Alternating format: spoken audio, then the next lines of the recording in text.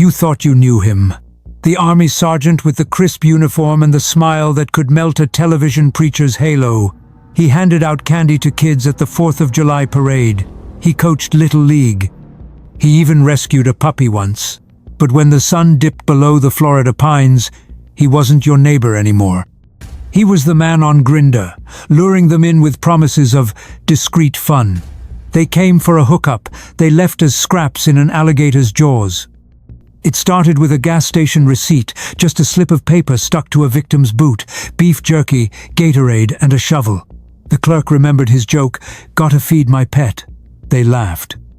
You'd laugh too, right?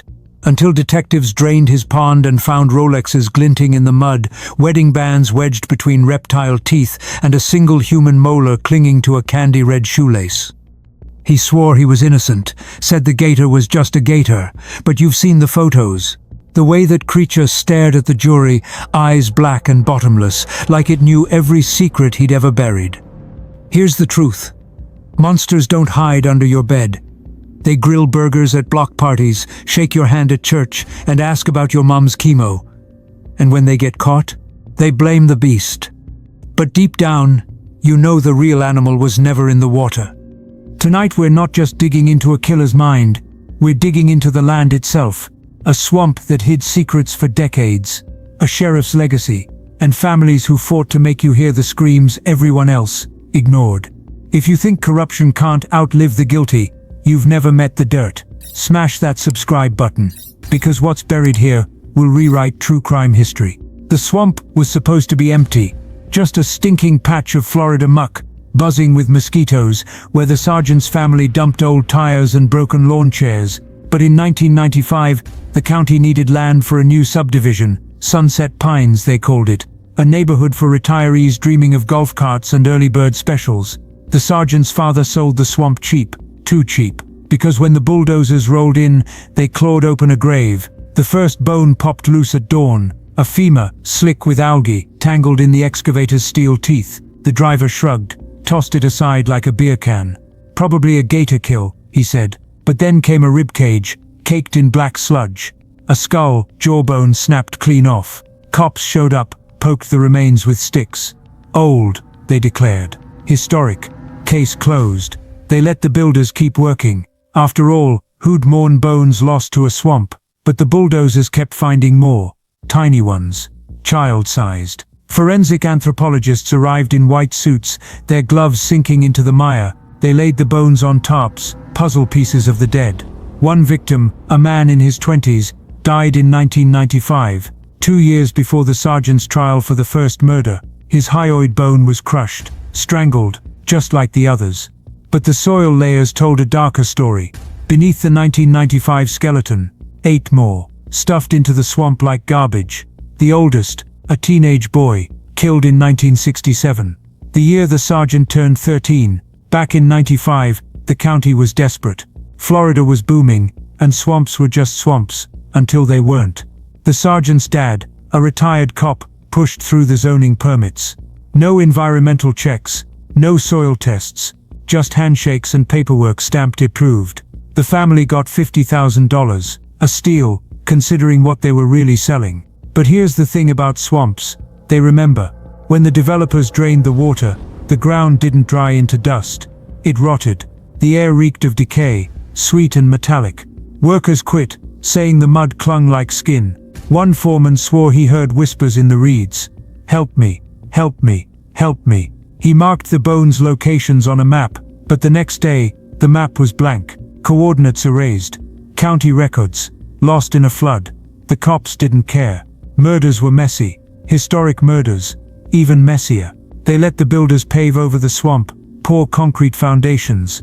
By 1997, Sunset Pines had a clubhouse, a pool, and 32 families living on top of hell. Kids played catch over skeletons.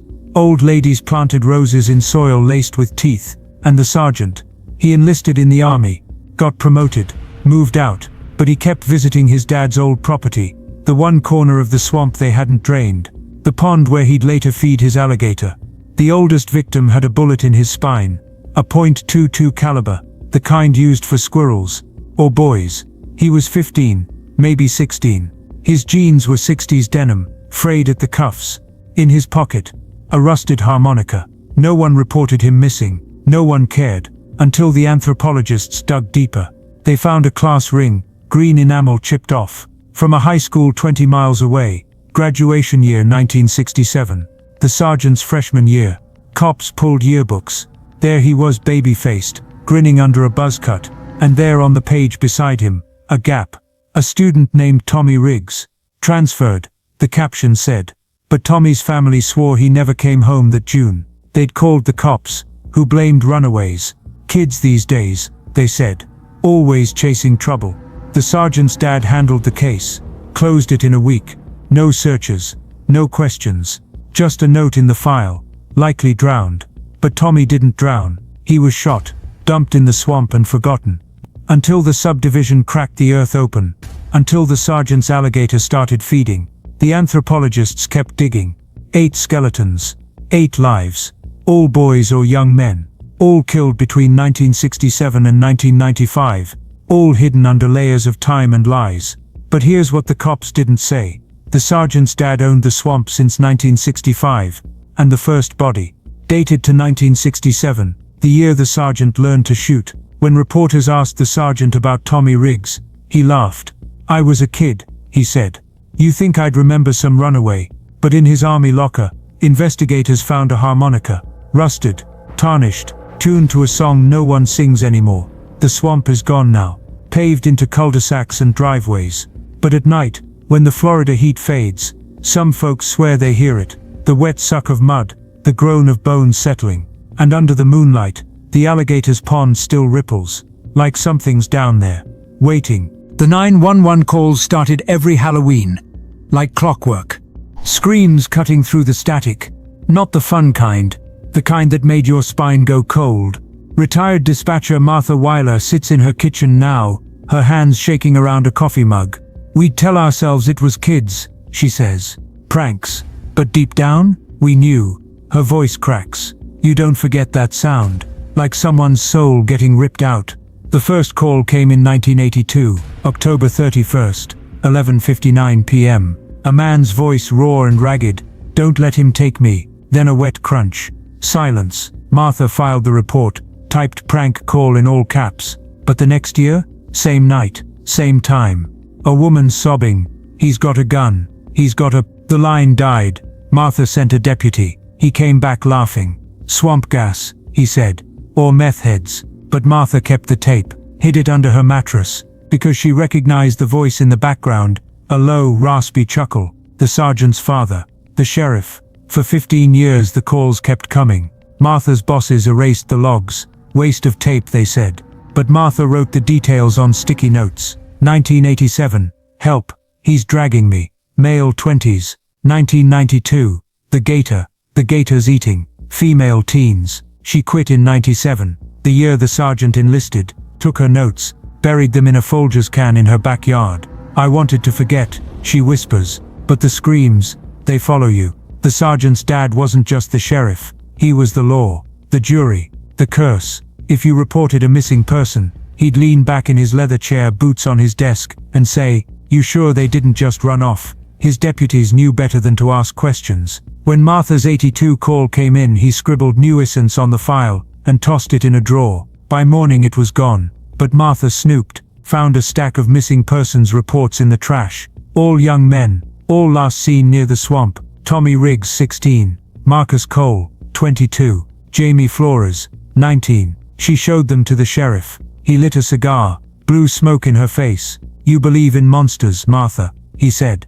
Or just fairy tales. That night, her tires were slashed. A dead possum on her porch. Message received. In 1995, when the swamp became Sunset Pines, the sheriff retired, moved to a fishing cabin upstate, took his files with him. But in 1999, an arsonist torched the station. Flames ate every record from 1967 to 1995. Coincidence, the new sheriff said. But Martha knows better. Fire doesn't burn metal, she says. Yet the filing cabinets, nothing left but ash. Martha's Folgers can held more than notes. Inside, wrapped in plastic, was a single cassette. The original 1982 call. Forensic audio techs cleaned it up, amplified the background. Beneath the victim's pleas you hear it. Engines idling, a shovel scraping dirt, and that laugh, deep wheezing, unmistakable, the sheriff's laugh. But the clincher, a voice, faint but clear, yelling, "Stop squirming," in the sergeant's teenage pitch, high, reedy, furious. He'd have been 18 then, old enough to hunt, old enough to kill. When confronted, the sergeant sneered, "You got a time machine, prove it." But Martha's tape doesn't lie, and neither does the 1992 call, where a girl's final word isn't Gator, it's Sergeant. Martha sits in the dark now, curtains drawn, phone unplugged. "They'll come for me," she says. "They know I talked." But she's wrong. The sheriff died in 2008, fell off his boat. They found him half-eaten by something. His personnel file, gone. His cabin, empty. Except for one thing, a trophy shelf, dusty baseballs, faded ribbons, and The swamp didn't just hide bodies, it hid patterns. In 1973, a hitchhiker named Eddie Vance vanished near the sergeant's family land. In 1975, a college student, Luis Moreno, left a bar and walked into the fog, never seen again. By 1979, 7 boys were gone, all slim, all smiling in their last photos. All last seen near the sheriff's favorite fishing spot. The sheriff closed every case with the same words, "Gators eat pretty boys here." But the gators weren't hungry yet. In 1976, Eddie Vance's brother Charlie wrote in his diary, "Sheriff came by today, asked if Eddie liked men, laughed when Mom cried, said nature cleans up trash around here." Charlie circled the date, October 31st. The same night years later, 911 calls would scream into the void. The same night the sheriff's son, the sergeant, turned 12. Old enough to gut a deer, old enough to learn. The sheriff didn't hunt animals, he hunted practice. His son's first lesson. "A bullet's too quick," he'd say. "You wanna hear him beg? Use your hands." They'd drive to the swamp, the sergeant's knuckles white on his rifle. The sheriff's rules were simple: no witnesses, no traces, no mercy. By 15, the sergeant could strangle a man in 30 seconds. By 17, he knew how to weigh a body with cinder blocks. But his father's praise, that was the addiction. "Good boy," the sheriff would much, patting his back. "Real good." Charlie Vance's diary sat in an evidence locker for 40 years. Water-stained, blood-smeared, forgotten, until a cold case detective flipped to the last entry. "Sheriff's kid followed me today, grinning like a feral dog. Mom says lock the windows." But what's the point? They own the law. The next page. Torn out. Forensics found skin cells under the spine.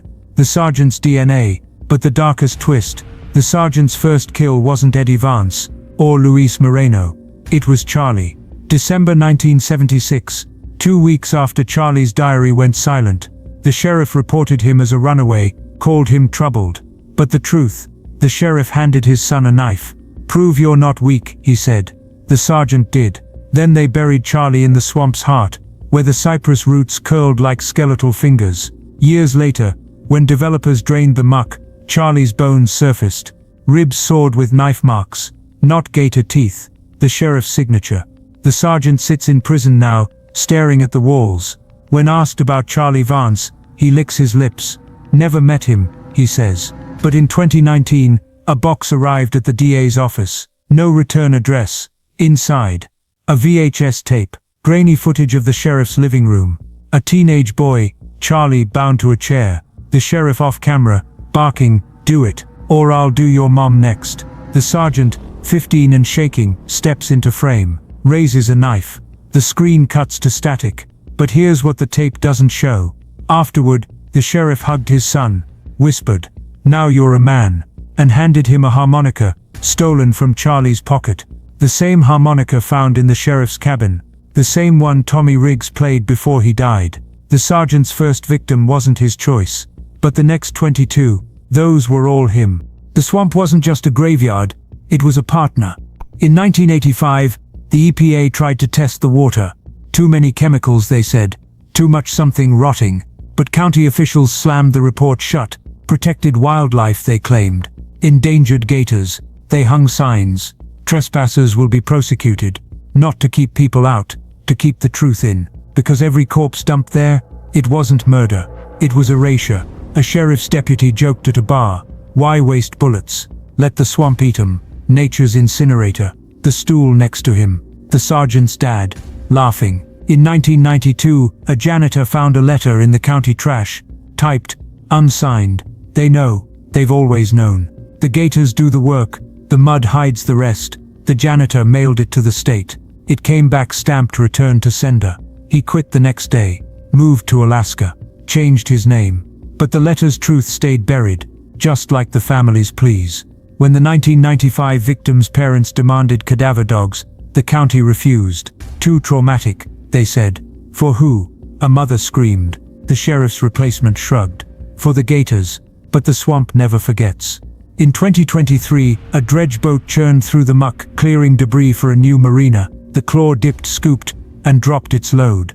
Something glinted in the sludge. A sheriff's badge, #187, crusted with rust, clutched in a skeleton's hand. The coroner dated the bones to 1985, the year the EPA was silenced. The badge belonged to the sergeant's dad, the sheriff who taught him how to kill. Her name was Linda, worked in the county clerk's office, smoked menthols, loved crossword puzzles. In 1987, she photocopied a memo: "Do not authorize swamp inspections. Let natural processes resolve." She mailed it to the FBI. They sent agents. They left after lunch. The sheriff took Linda fishing. "Accidents happen," he said, baiting her hook, especially to busybodies. She quit, disappeared. But her daughter found the memo years later, folded inside a Bible. Psalm 23. "Though I walk through the valley of the shadow of death, the county's lies were bulletproof." When the 1990s families sued, judges tossed the cases. No evidence, they ruled. Move on. But one mother, Rosa Marino, refused. She stood outside the courthouse with a photo of her son Luis. "They called him trash," she hissed. "But trash doesn't scream. Trash doesn't bleed." The sheriff's men keyed her car, slashed her tires, left a gator skull on her porch. Rosa kept fighting, died in 2003. Lung cancer, they said. Her last words: "The swamp knows." The skeleton's fingers were fused around the badge. Forensic anthropologists pried them loose. The skull had a .22 hole, same as Tommy Riggs, same as Charlie Vance, same as the sheriff's favorite gun. But the kicker: the badge was engraved, "To my son. Do us proud." A gift from father to sergeant on his 18th birthday. The same year the sheriff retired. The same year the calls to Martha stopped. When reporters asked the county about the dredge find, they shrugged. "Old news," the spokesperson said. "Move forward." But that night the dredge captain quit. Said the swamp water turned warm as they pulled the bones up, like blood. Said he heard voices in the engine's growl. "Don't let him take me." The badge sits in evidence now, rust eating the steel. The sergeant's dad's name nearly gone. But the lesson remains: monsters don't work alone. They need enablers, cowards, people who look at a swamp and see a solution. The developer's mansion was a tomb. Not the kind with marble and chandeliers, the kind with secrets under the floorboards. When activists broke in, they expected dusty files. Not the pool, not the cistern. A rusted hatch, hidden beneath the diving board, led to a concrete chamber.